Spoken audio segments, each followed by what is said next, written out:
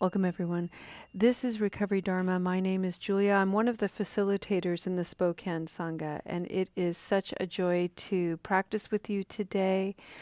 I'd like to begin our practice by setting an intention. In many Buddhist traditions and Buddhist-inspired traditions, anytime you step into the presence of the three jewels in Buddhism, the Buddha, the human individual who legend says was able to awaken to the causes and conditions of his own suffering and by extension the suffering of the world.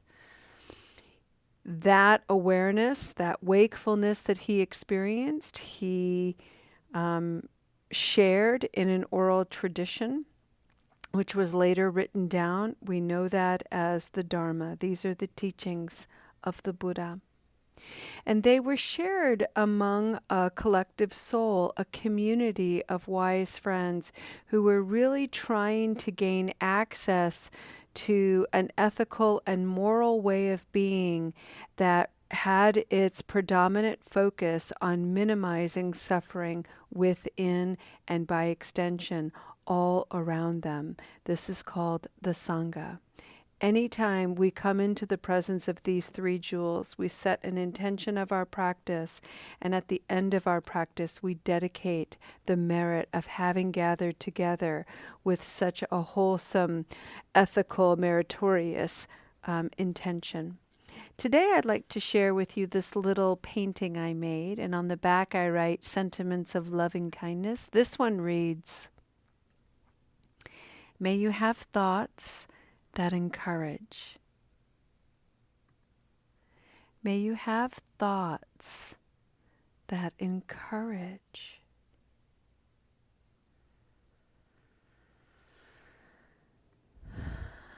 And let's just allow ourselves to lean into the foundations of this beautiful mindful practice by checking in with the body. Maybe turning an inward gaze. If it helps to close your eyes, please do that. Otherwise, you can just look down at the floor. Just keep your visual distractions, if at all possible, minimized. Bring your awareness in the body to any tension you may be holding, any discomfort. See if you can add some breathing. Increasing the oxygen load in the body improves the body's functionality. Check in with your mood. What are you literally feeling? Is there any agitation coming up? Any anger and frustration? Confusion, a little bewilderment, fear even? And simply allow yourself a moment to take note. You don't have to do anything about these emotions, just notice them. And by noticing them, take a moment to recognize that as human beings, we have the capacity to experience a spectrum of emotion. And to be a whole human being is to honor the emotions that arise within us because they may in fact be teachers. Take a moment to look at your mind and observe any thoughts that might be swirling around. If you're new to a Buddhist practice, you might have entered this space with all kinds of thought and story about what meditation is, how you might not be good at it. That's a very common experience for people who are new. And I'll sort of dispel the suspense here and suggest that we're all very good meditators with a lot of work to do. Meditation is nothing more than present time awareness. And by taking a moment to take stock of our thoughts and the stories associated with them, we have already engaged meditation.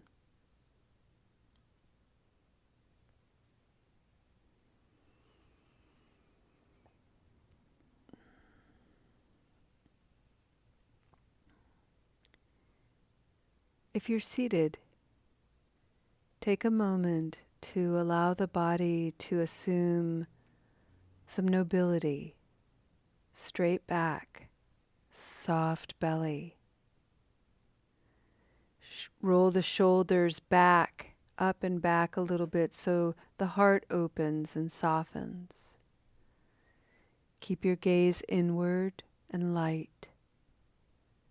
Breathe.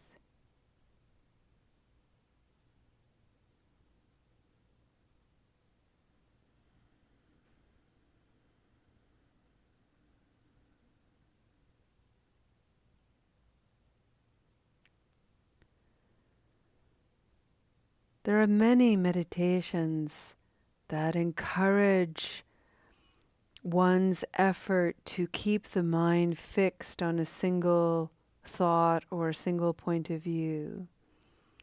I'd like to encourage everybody to open the window in the mind and allow the mind the freedom to wander. Have a good wander. And when you find yourself drifting off someplace that maybe you don't want to go, simply bring your awareness and your attention back to the breath. Be encouraging in your thoughts. Hey, there I go again. I'm okay. I'm just breathing.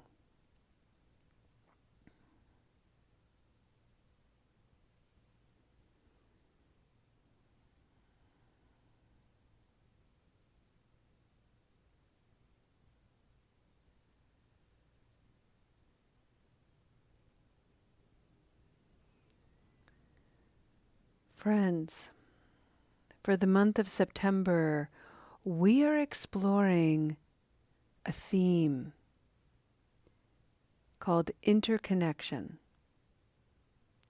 Thich Nhat Hanh was very famous for bringing this concept forward. His word was also inter-are, and this is an idea, a reflection that suggests we are deeply connected to all of life. We are deeply connected to hundreds, thousands of people that we will never meet. On any given day, the clothes we wear, the food we eat, has been engaged by dozens and dozens of people. We are connected to them. We are interconnected. Likewise, there are other living beings on this planet whose presence enables our survival. My favorite thing to contemplate are the trees. Trees are the guardians of the air, and their presence here cleans the air and enables us to breathe more purified oxygen. The carbon dioxide that we exhale, trees inhale, transform, and on their exhalation is oxygen which we inhale. We are interconnected, we inter-are. A tree's survival is dependent upon the sun, the rain, nutrients from the earth. My survival as a human being depends on the sun, the rain, nutrients of the earth. We are connected. We inter-are.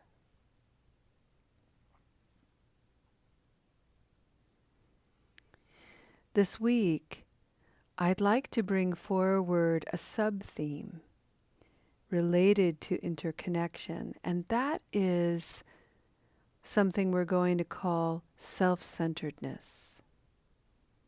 And I'd like to bring forward to your awareness two aspects of self-centeredness, and just notice in your own mind what kind of propensity you have, whether it's toward the negative definition of self-centeredness or a more positive definition of self-centeredness.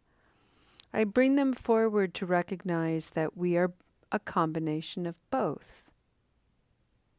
and to simply become better observers of the conditions that stir forward one or the other.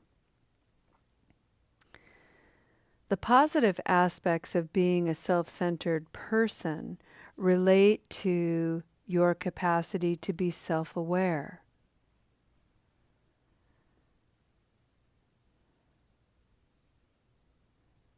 Self-aware with a bit of a neutral tone where you can simply observe yourself. Wow, I'm feeling agitated. Wow, I'm feeling happy and content. Ooh, look at anger, look at tension, look at fear, look at the stories I'm telling myself. And rather than reacting to any of it, we simply stay in a posture of awareness.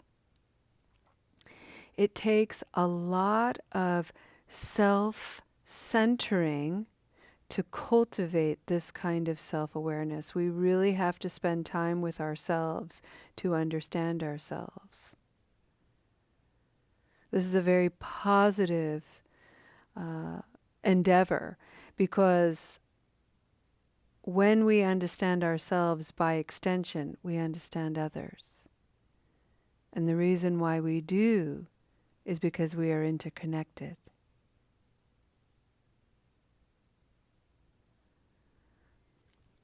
Another quality of self-centeredness that's positive is self-acceptance. And this includes the whole spectrum, from the light aspects of ourselves to our darkness. And the more we can accept our flaws, our fumbles and wobbles, our successes, our joys, the more we can accept our regrets and misdeeds, as well as our altruism and love and compassion, the more we'll be able to extend that outward. But it requires that we spend some time with ourselves, centering and understanding.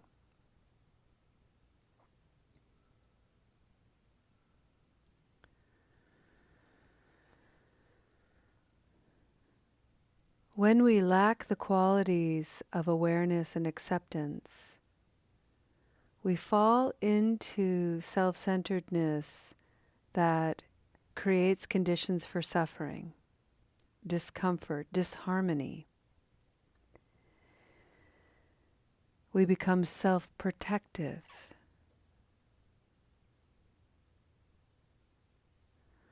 And I don't mean self-protective in that somebody's picking on you or picking on me and I'm protecting myself from a threat.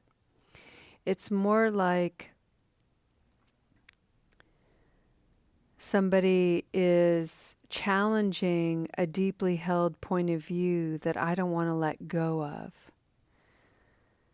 I have a propensity to hang on to points of view that are a little bit on the negative side. I'm not worthy. I'm not good enough. And when somebody challenges me on that, and I am not in a posture of being self-aware or self-accepting, I can get very protective of my stories. I don't want to give them up.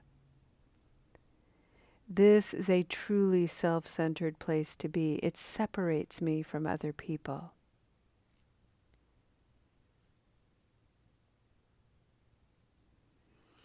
The other quality of self-centering is our habit energy to take on blame. We feel responsible for the world, and we self-blame.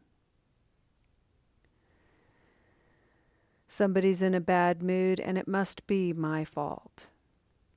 Something happens and it must be because I failed to do something.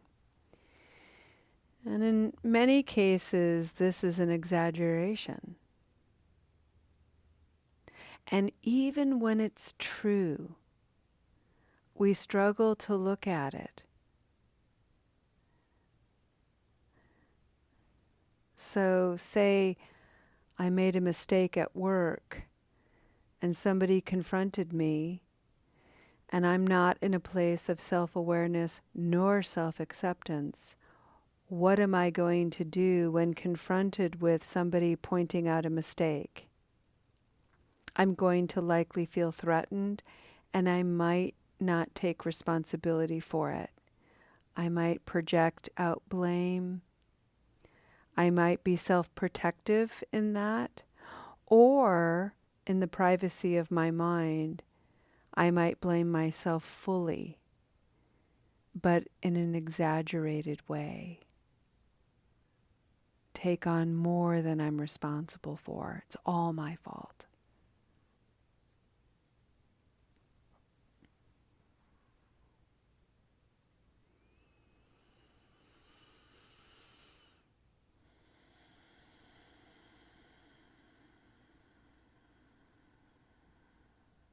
It's all very human.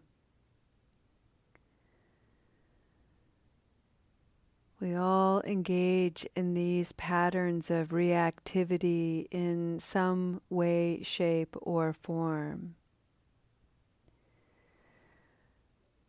So the process by which we come into a little bit more self-awareness and a little bit more self-acceptance is we begin to entertain the ideas of interconnection.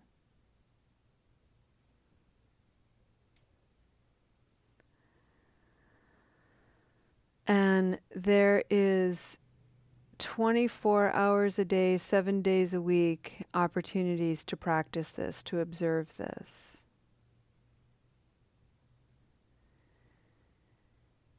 You encounter somebody who isn't taking responsibility for a mistake, just like me. When have I done the same thing?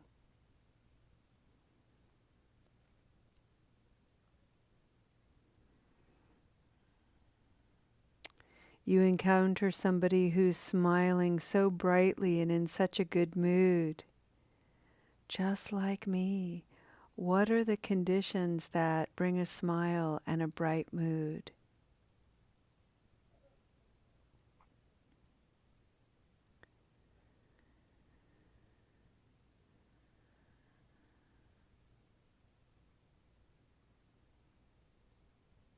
You forget a detail. Somebody gets upset. Somebody blames you. Somebody takes it to an extreme. There's a moment where we can engage that directly. But if we pause and just take an indirect approach and go, wow, just like me, I have the capacity to do exactly that, and it doesn't feel good. I could do something different.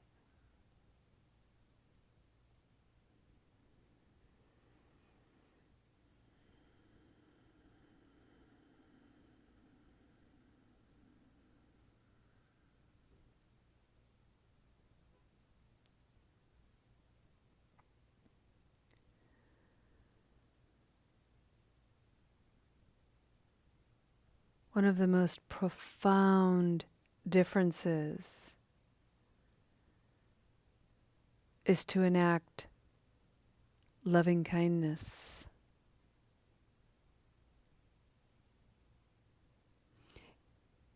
You may have to interact with people who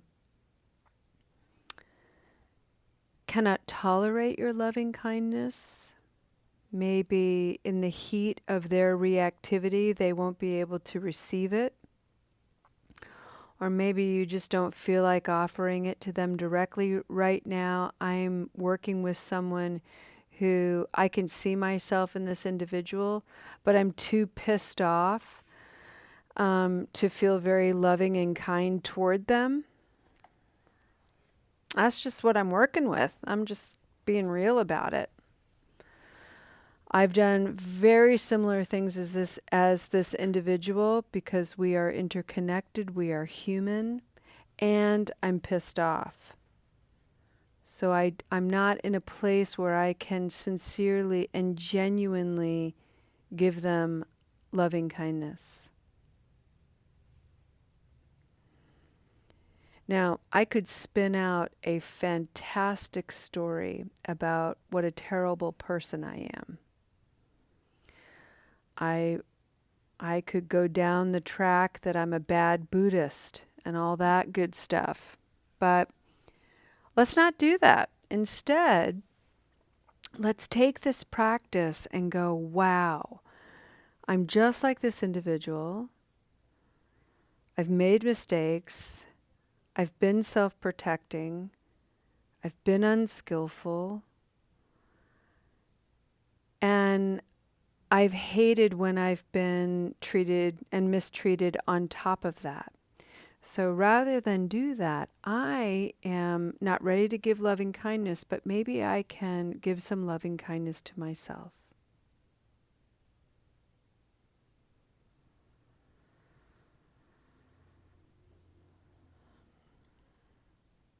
And maybe I can look at the conditions for why I was behaving in a similar way and see if there's something I can do differently next time.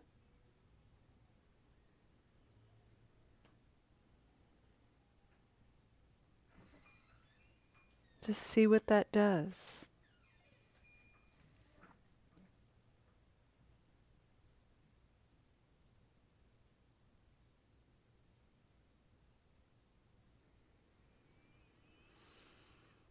This is not a practice of excusing behavior, being too lenient. This is about looking at behavior with as much neutrality and recognition that we are connected. And this person's unskillfulness is affording me an opportunity to examine when I've done similar things and how I have an opportunity to do things differently. That is a wonderful thing.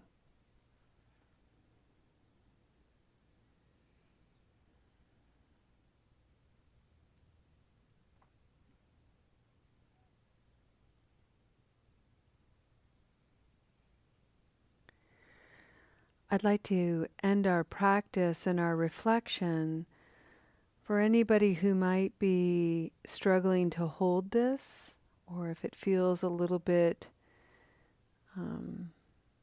uncomfortable or that you can't really relate to it yet, that's absolutely okay.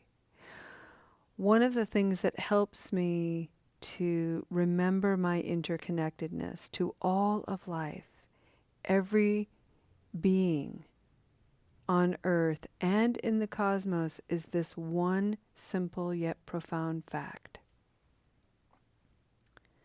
There are 4 elements in the known universe that are very, very common: hydrogen, oxygen, nitrogen, carbon. These same elements out there are the exact same elements within me and within each of you, and with everything on this planet. We are deeply, profoundly, intimately, and complicatedly connected to one another.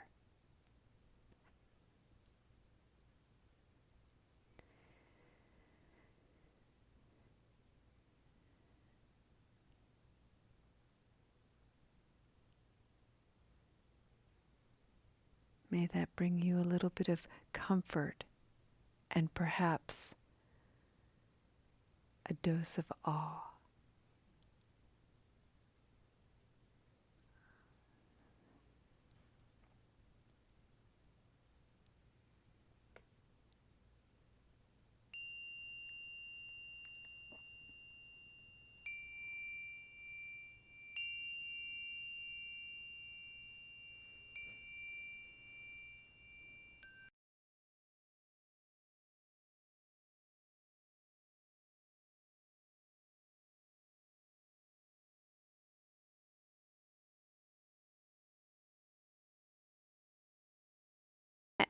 Alrighty, friends, let's end our practice with the dedication of merit.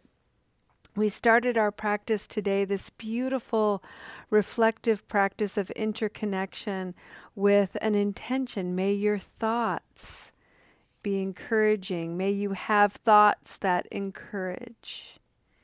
May you have thoughts that encourage. May you have thoughts that encourage. And then we got to hear this reflection on an insight on interconnection, the ways that we're connected to one another, the ways that we're connected to other life forms that we tend to disregard, not even pay attention to, the way our elemental being is connected to the evolutionary magic of dying stars. We are so, so connected. Today, we had Sangha members share that resistance for wanting to show up for fear of bringing negative energy into this space. I welcome negative energy every bit as much as I welcome the light. We need both to be whole human beings and whole spiritual beings. Your presence here matters deeply to me and to the whole Sangha. Your presence here, whether you are in light or shadow, inspires, enlightens, illuminates, transforms, heals. This is a space that is sacred, so sacred that it can hold it all. And so in that practice of being held, may the positive qualities, the goodness that we've generated here today as an understanding and compassionate Sangha rest easy in the heart and mind. May you go into your evening feeling a little bit more at ease, a little bit more at peace. Tomorrow, when you interact with the public in whatever way that you will, may you remember this notion of interconnection. The person you're looking at is just like you. You are connected. May your goodness reach them. May it embrace them with warmth, love, and joy. And in return, may you feel theirs as well, in friendship and belonging. Have a wonderful evening. Thank you for spending this hour with us. It matters so much. We'll see you next time. Namaste.